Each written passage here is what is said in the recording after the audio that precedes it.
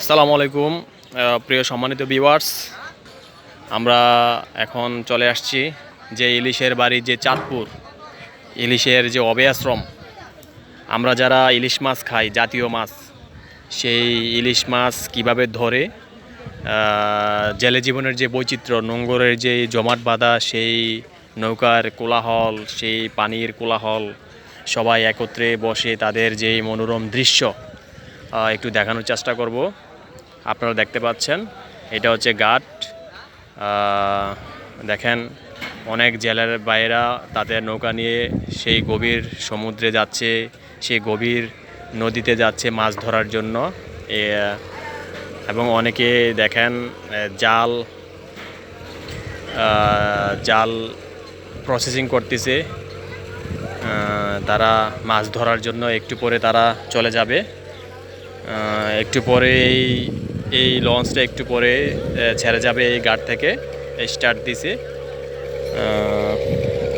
তো আমি আরেকটু দেখানোর চেষ্টা করব যে এখানে ইলিশ ধরার যে জেলে ভাইরা, তারা তারা দেখতেছেন তারা জাল প্রসেসিং করতেছে, ইলিশ মাছের জাল প্রসেসিং করে তারা গভীর নদীতে চলে যাবে। হাজার হাজার হাজার হাজার মানুষ তাদের জীবিকা নির্ভর করে সেই ইলিশের উপর। হাজার হাজার জেলে ভাই, হাজার হাজার নৌকার সমারোহ সেই এলাকা। আমি একটু কাছ থেকে দেখানোর চেষ্টা করব।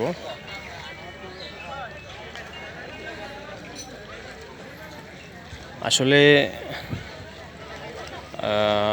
কাছ থেকে না দেখলে বুঝবেন না তাদের যে জীবন বৈচিত্র্য, তাদের তাদের জীবিকা সম্পূর্ণ নির্ভরশীল এই নদীর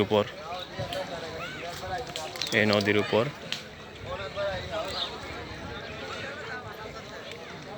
মন জড়িয়ে যাবে।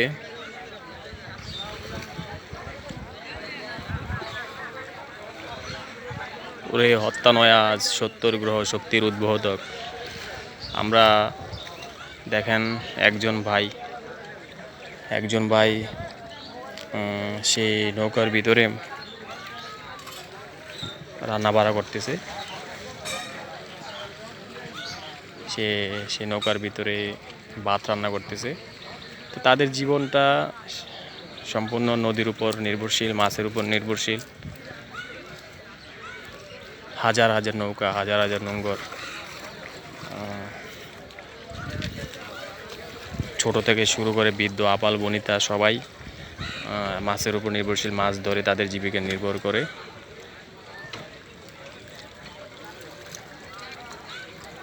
আপনারা আসবেন, আসলে এই ধরনের প্রাকৃতিক যে বৈচিত্র্য, তাদের যেই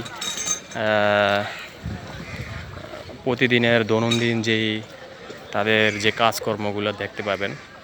এখানে পাশে আবার মার্কেট আছে, খাওয়ার সুযোগ সুবিধা আছে।